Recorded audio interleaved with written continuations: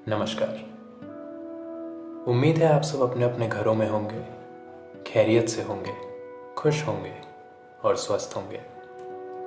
मैं हेमंत आप सबके सामने आज इस सीरीज़ की पहली कहानी लेकर आया हूँ। अब ये कहानी किसकी है, किसके बारे में है, कहाँ लिखी गई है, किसके द्वारा लिखी गई है और कहानी में आखिर है क्या, इन सभी सवालों के जवाब मैं आपको ज़रूर दूंगा।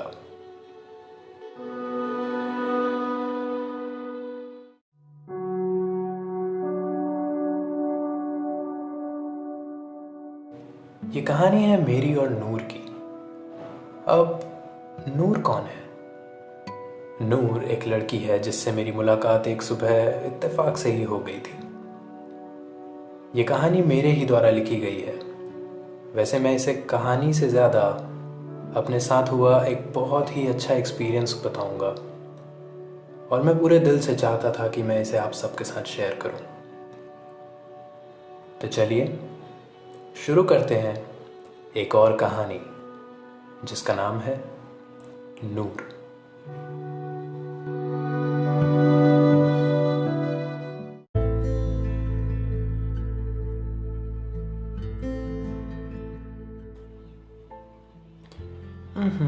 क्या है, 4 बजे हैं यार अभी तो।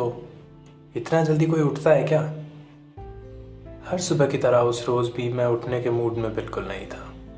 घड़ी में सुबह के 4 बजे थे और रोज़ की तरह मुझे उठकर नहा धो के तैयार होकर कॉलेज के लिए निकलना था।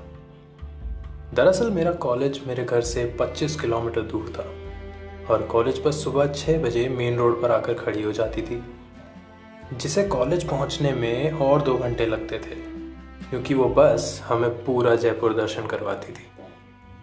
खैर रोज़ की तरह बड़ी जद्दोजहद के बाद मैं कॉलेज बस में बैठा। वो 4 जनवरी की सुबह थी। नया सेमेस्टर शुरू होने वाला था और मुझे इस बात की कुछ खास खुशी नहीं थी। अब मैं बस में बैठने वाला पहला इंसान होता था। अंधेरी बस जिसमें अंधेरे और ड्राइवर के अलावा बस कुछ खाली सीट्स ही थी। मैंने खिड़की खोली। बाहर घना कोहरा और कड़ाके की ठंड। इंसान तो दूर, इंसान के साये का भी कुछ अता पता नहीं था, जब तक वो आपके ठीक सामने ना आ जाए। मैं मेरे दोनों हाथों को एक दूसरे का सहारा देते हुए कसकर पकड़कर बैठा था और सर्दी से जैसे तैसे जंग लड़ रहा था।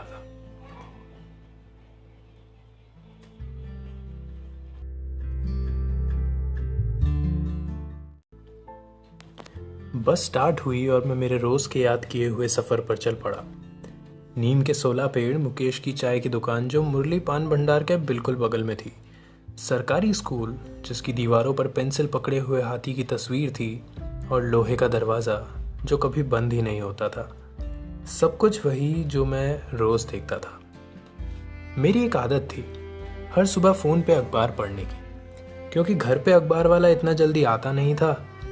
उस रोज़ भी मैंने अखबार पढ़ने के बारे में सोचा, पर लगा कि अभी मौसम का मज़ा लेते हैं, थोड़े दृश्य और याद करते हैं आज। इत्तेफाक से मेरे बगल में बैठने वाली मेरी दोस्त भी आज कॉलेज नहीं आई थी, तो बगल की सीट भी एकदम खाली थी।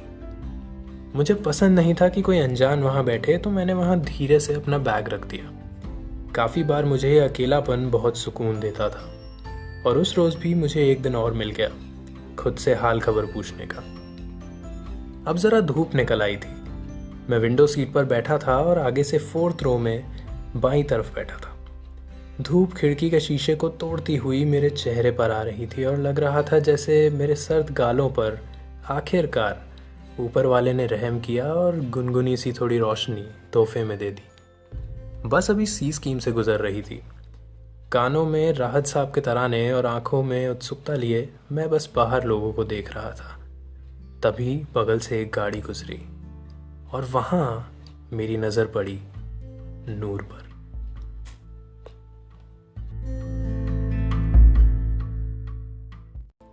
वो अपने कुछ दोस्तों के साथ गाड़ी में बैठी थी। मैं उसका नाम नहीं जानता था, ना ही उसे पहले कभी देखा था मैंने, लेकिन मुझे जो भी उसके चेहरे पर दिखा, मैंने सोचा इसका नाम वही रखना ठीक होगा और मैंने उसका वही नाम रखा, नूर। मैंने उसका नाम खुशी रखने के बारे में भी सोचा था, मगर वो इरादा दिमाग से अगले कुछ पल में ही उतर गया। मैं नूर की तरफ देख रहा था। उसकी हंसी, खुशी, बातें जो वो काफ़ी दूर कर रही थी मगर यहाँ तक सुनाई दे रही थी उसके हाव भाव से। मैं उसके भोलेपन को समझ ही रहा था कि नूर की नज़र भी मुझ पर पड़ी। मैं मुस्कुराया, मगर नूर के चेहरे के हाव भाव हवा हो गए। उसके माथे पर शिकन और आंखों में अजीब सा डर बस गया था। वो खुद को खुद से छुपाने लगी, इस उम्मीद में कि शायद मुझसे छुपा पाए।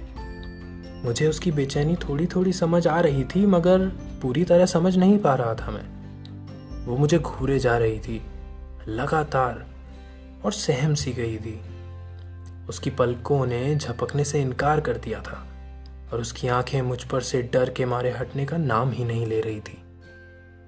मैंने उसकी आंखों में देखा और अचानक अपनी जीभ बाहर निकाल के और अपने हाथ को नाक पे रखकर एक फनी सा चेहरा बनाया। अगले ही पल उसका सारा डर, सारी झिझक कहीं उड़ सी गई। उसके डर को अब दोबारा हंसी ने घेर लिया था और वो जोर से हंस पड़ी। मैं चेहरे बनाता गया और उसका मुझ पर भरोसा बढ़ता गया। वो मेरे हर चेहरे पर और जोर से हंसती और गाड़ी से हाथ बाहर निकालकर बाय करने लगती। हमारी इस बेबाक बातचीत के बाद थोड़ी ही देर में मेरी बस आगे बढ़ गई और उसकी गाड़ी दूसरी सड़क की तरफ मुड़ गई। उसने मुझे हाथ हिलाकर अलविदा कहा और मैंने भी एक और अजीब चेहरा बनाकर उसे गुड बाय कह दिया।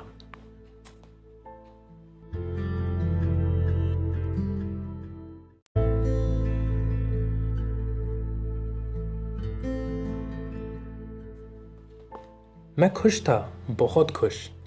नूर से मिलकर अंदर से अलग सी खुशी थी और इस बात की भी कि मैंने नूर के अंदर का डर ज़रा सा कम कर दिया। हाँ, अपनी नादानी से ही सही, मगर कम तो किया था। खैर, कॉलेज आने में वक्त था और मैंने सोचा अखबार ही पढ़ लिया जाए। अब और कुछ करने का मन नहीं हो रहा था और बाहर के लोग अब अजीब से और फीके से लगने लगे थे।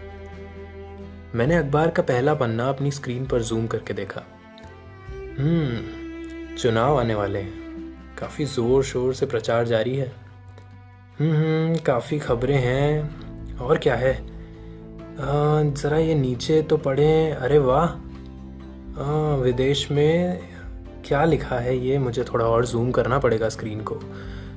हाँ, विदेश में किसी महिला ने एज अ कैबिनेट मिनिस्टर शपथ ली है।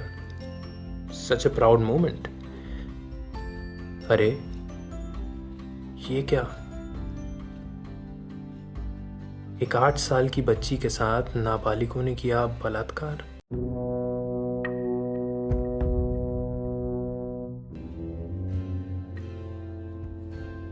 मैंने अपना फ़ोन बंद किया, अपनी आंखें बंद की और मेरी आंखों से आंसू का एक कतरा मेरे गुनगुने हो चुके गालों से बहकर मेरी स्वेटर पर गिर गया और मैंने खुद से कहा, नूर ठीक से स्कूल तो पहुंच गई होगी ना।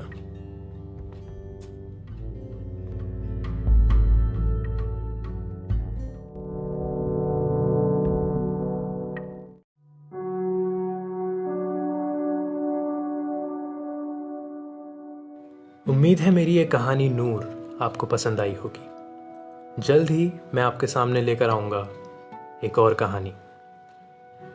तो आप अपने घर में खुश रहिए, स्वस्थ रहिए, अपने आसपास के लोगों का ख्याल रखिए और इस दुनिया को बेहतर बनाने की कोशिश जारी रखिए।